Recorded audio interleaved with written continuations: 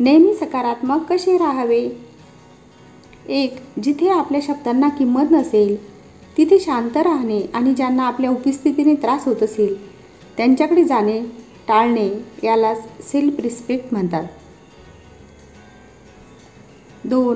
अवघड रस्त्यामुळे कौशल्यपूर्ण ड्रायव्हर तयार होतो.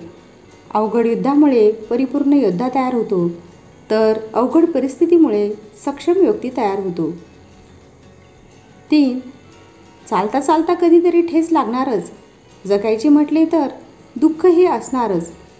ठेस लागणार म्हणून चालणे का सोडायचे? दुःख आहे म्हणून जगणे का सोडायचे? दुःखातही आनंदाला कुठेतरी शोधायचे.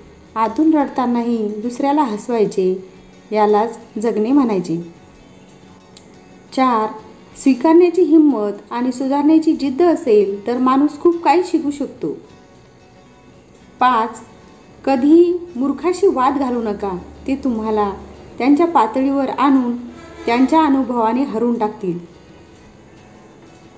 6. जर आपला हेतूच प्रामाणिक असेल आणि शुद्ध असेल तर आपल्यावर टीका करणाऱ्यांच्या टीकेला काहीच महत्त्व राहत नाही. 7. एका ठराविक वयानंतर आपल्याला पेन्सिलच्या ऐवजी पेन दिले गेले, कारण हेच की आपल्या लक्षात आले पाहिजे की जसजसं आपण मोठे होत जातो तशा आपल्या चुका खोडल्या जात नाहीत.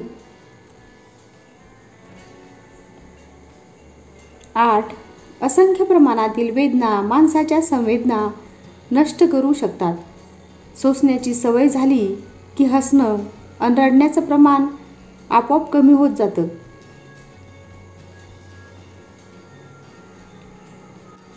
9.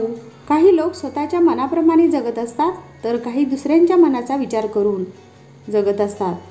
दुःख मात्र त्यांनाच मिळते जे दुसऱ्याच्या मनाचा विचार करून जगत असतात. 10. बोलतात सगळेच पण बोललेले कोणी निभावत नाही. आपले असतात सगळेच पण आपलं कोणीच नसतं. ती जखम कधीच भरत नाही जी आपल्या जवळच्या माणसाकडून मिळालेली असते.